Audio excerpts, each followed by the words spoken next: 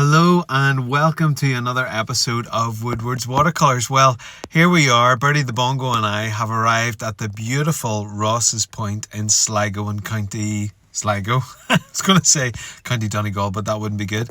What's interesting to me is that about a year ago I did my first plein air video, which was in Strandhill, which is another beautiful place in Sligo.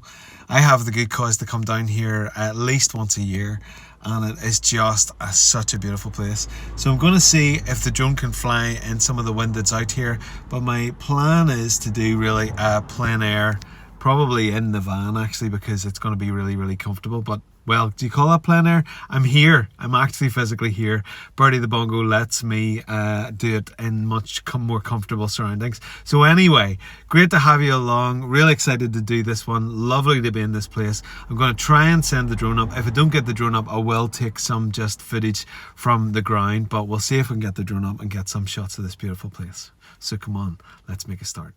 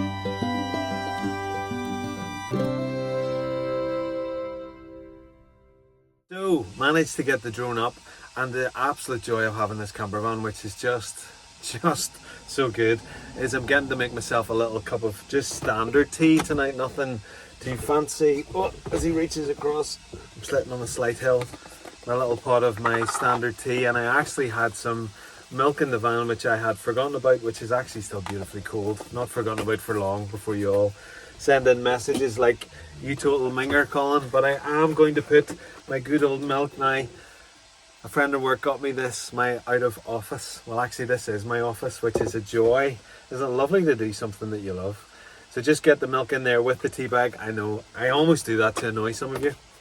But anyway, there it is, that's it in there. Just waiting for the kettle to boil. So this is the perfect opportunity for you to pause the video, go make yourself a cup of tea or coffee or get a drink or something. I'm actually stuffed. I've been eating all day long actually, so I'm just going to have a cup of tea. But just out the window, in fact, let me just flip the camera around. Just out the window, what you can see is the most beautiful little set of ruins and the mountain, and somebody obviously will be able to tell me what that mountain is, but that's a view that I am going to paint while we're sitting here. So pause the video, get yourself a cup of tea or coffee or a drink, and I'll see you back in a little second and we'll get started. Okay, so I've got my tea brewed. I actually had the thought, oh goodness, if this milk is off, I'll just be honest and tell you that it's off. But anyway, little tea in the cup, boiling water, gloriously nice and warm. Such a nice setting to be able to do plein air. And anyway, I wanted to show you, this is the little Mala sketchbook. A couple of you have been asking about that. So what I have in here is, I keep this with me. This is a little Rowney set that I inherited. I would say it's probably, could be even 20 or 30 years old, but still works. And let me see, so I've got some different paper here. I'm not going to use that one. I'm going to use this little Academy watercolor paper set by Baohong, and I've got my stampers should I need them and choose to use them. Unsure about that, we shall see. And I've got my little pot of water and set of brushes and all sorts. So anyway, I'm going to get this all organised, get myself all set up, and then we shall make a start. Okay, so I've got things as settled as I really want to get them. This is Academy watercolour paper by Baohong. It's 300 GSM and it is 100% cotton, which is really a joy to use. I've had it now probably for a couple of years, maybe a year and a half, actually, more to say. And this is the pit pens by 4 pit pens by Faber-Castell, which are full of Indian ink, which is just fantastic. I'm going to take the S, and what I want to do is this little scene outside here. Sorry, I just hit my little holder. The beautiful little scene outside there, you can see the cars going past, and now it's slightly muted as it goes through the window because the windows are tinted in the beautiful Bertie the Bongo. But what we're going to do is draw this little scene here. I don't know whether we'll keep in. Now, where's my finger in this? Whether we'll keep in this stone wall, or whether we'll just start trying to focus on my finger there, or just keep in the ruins and then the mountain over. I suggest that maybe that's what actually we'll do, is keep the mountain over it rather than more than anything else. So what I'm going to do is, let me see if I can get this angled around this way, is I'm going to begin to, let me move this over so hopefully you guys can see this much better as he gets everything organized. So I'm going to actually use a continuous line I want to do this really nice and loosely, so just observing the scene. And this is good old Colin. We're not going to worry too much about it. We're just going to capture the scene. I'm even going right to left there, which is something that's really uncommon for me. Sometimes whenever I'm doing a little scene, I find that the continuous line works really well. Now the wall is kind of coming down across here and then goes right all the way down there. And then I don't really want to take it straight across because I'm going to break the continuous line there because I don't want that line going across. What I would say is don't be too religious about the continuous line, because actually you want it to serve you rather than you serve it, you know. So let's get... I use it a lot when I'm teaching because it is a fantastic way to listen everybody up so that they're not so panicky about what it is that they're actually doing, you know, and or having to get everything so unbelievably accurate, which seems to be the way that most of us think that everything should be, when in actual fact it's just so much nicer just really drawn, you know. So just getting this detail in here, getting the roof across there, and also going to capture across here some other little buildings here, and then actually a little bit of a wall that's coming down across there. So we'll just extend that wall on down to about there. Okay, so let me zoom back a little bit. Hopefully you're seeing this rather clearly. Now, this little scene is really quite nice. And then over the back, I don't know whether we just simply keep... No, do you know what? I think I will actually. So this little bit here extends along. Let me get this little wall that's coming down there.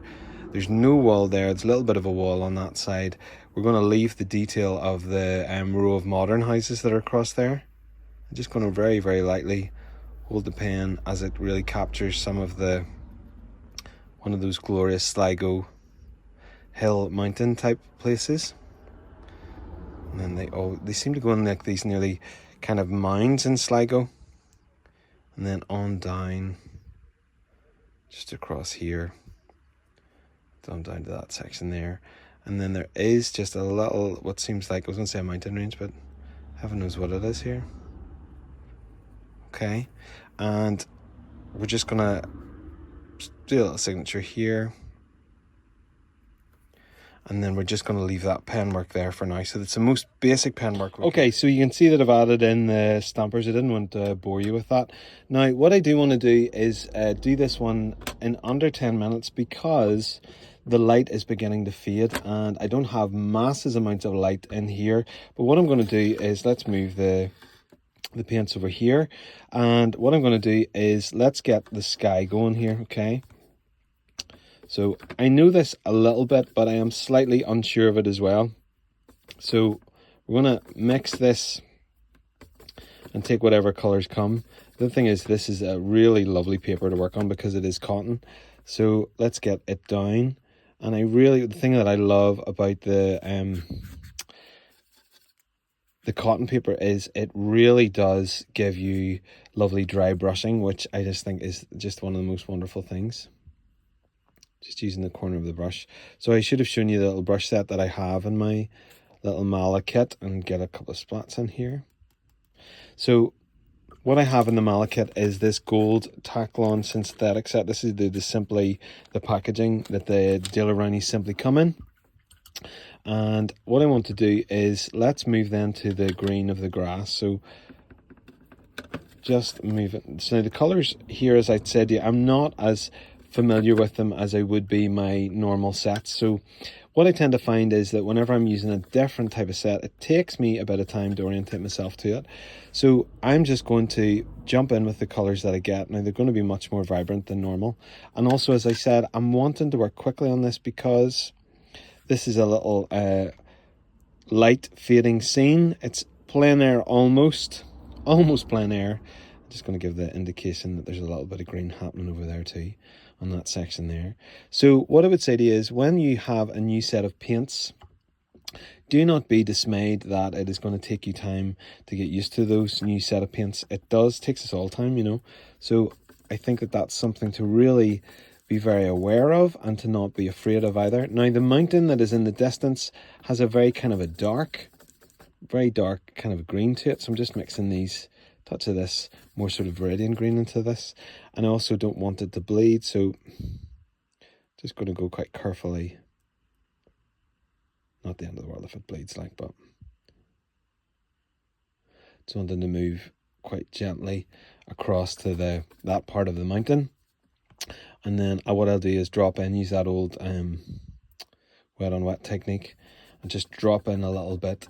Now what I'm going to do as well for these mountains that are in the distance is I'm going to dilute what I already have with probably 2 lots of water. That'll dilute it quite nicely, and that's going to take me to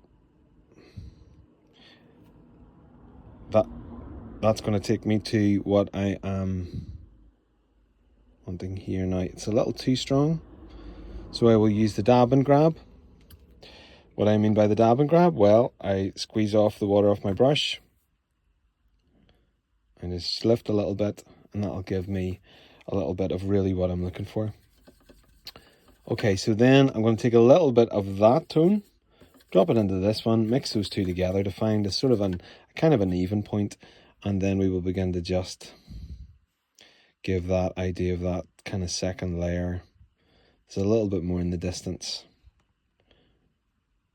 You see how the light changes just in the matter of really 10 minutes is quite remarkable. 10 or 20 minutes is quite remarkable. Now, hopefully you really enjoyed that drone footage. It was a real joy to shoot. Now, the drone was struggling quite a bit to try and get to be able to stay up in the air. I was saying that there was strong wind warnings, but in actual fact, it coped actually really quite well, which I was really, really pleased about. Okay, now what I want to do then is mix the colour for the Stone Cottage. Couldn't find the words there. So let's find it. Now, what I always say about mixing colours is it is a pendulum swing of trying to find the colour. So again, if you're not finding it instantly, don't be hard on yourself, because these things take time. Now it's this kind of it's not quite that tone. I am actually going to add some black into that. I should have brought my little portable light. I bought myself a little portable light to be able to put in a little bit of blue there. Blue normally will settle it down to a nice kind of grey. I think we're about there. There we are, that's good. Maybe warm it up ever so slightly with some, there we go, with a little bit of yellow ochre. So I don't want too much on my brush, and I'm going to just apply it so that just with the corner of the brush, so I'm able to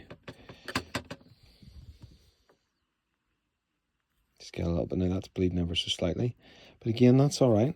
We're okay with that. We're wanting to work nice and quickly with this, and because we don't have loads of time, because the light's really going to fade.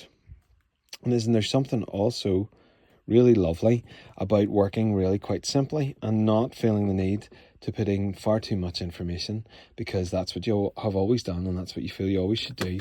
So you just get to enjoy creating a scene that is much less detailed, and this one's not going to have the layers that I would normally do, so that's okay too. I'm more than happy with that, and what I would suggest to you is be more than happy with that. Just embrace what you're doing, what you've got in the moment. Now this will be tricky. That's going to bleed again ever so slightly, but again, that's okay. That's what we're working with. I'm not going to get to do layer upon layer with this one. This is just a little sketch of this little area. And again, do you remember the one that I did? If you haven't seen it, it's bled quite a lot now, but do you remember the one that I did that was in Sligo Donard, and it was absolutely freezing cold, and I thought to myself, you know, do I want to finish this at home? And then I thought, no, I actually don't, because this has become quite you know, a memory of the place where I've been, and that's enough. That's okay for me, you know. So what I want to do is not very much more to this. Just keep this really, really simple. In fact, actually, I really like how simply this is reduced and distilled down the scene that's in front of me. Now, the light fading forces me to do that and to deal with that. And I could consider adding lots more layers in, but actually, do you know, I'm just going to stop there, because what I want to model is that with the low light, we've got the comfort of being in the Bertie the Bongo, the Campervan, for those of you who don't know who Bertie the Bongo is, of being in here, but actually I think this is enough. A really, really simple line and wash, delighted with that dry brushing that's happened over here. And actually quite pleased with a little bit of, you can see just a little touch there of where there's been a little bit of wet on wet. But all in, I'm happy with that, so let's park it there. So there you are. We've done the little scene. We've done it in under 10 minutes. I mean, I think from drawing to painting really was probably about 10 minutes altogether. It's lovely to have the little kit with me, and I'm down in Sligo and able to just go here and draw this scene. Obviously I've got the beautiful comfort of Bertie the Bongo, which is just fantastic, but having this little travel kit in the car means that I am good to go, especially with paper and the stampers and all the things that are important for me to be able to create something. So I hope you've enjoyed that. This is an exercise in simplifying a scene and being able to do it quickly, and I hope that this video really has been of benefit to you. To find out more information about me and the things that I do, head to woodwardswatercolours.co.uk, and I also want to direct you to my Etsy site as well. This is now fast becoming part of how I provide for my family. It's part of my salary, so if you would like to own some of the watercolours and the artworks that I am creating, then please follow the link on my website to my Etsy store, and you'll find all the information there. Don't hesitate to get in touch via email. I've been getting some more emails, and it's so lovely to be able to hear you guys just comment about the benefit that you're finding from these videos. So thank you so much for that. As always, don't forget to like and subscribe. Hit the little bell icon. You'll be notified of when videos are dropping. But for now, thanks so much for being with me in Ross's Point in Sligo, in County Sligo in Ireland, and I will see you in the next video sometime soon. Bye for now.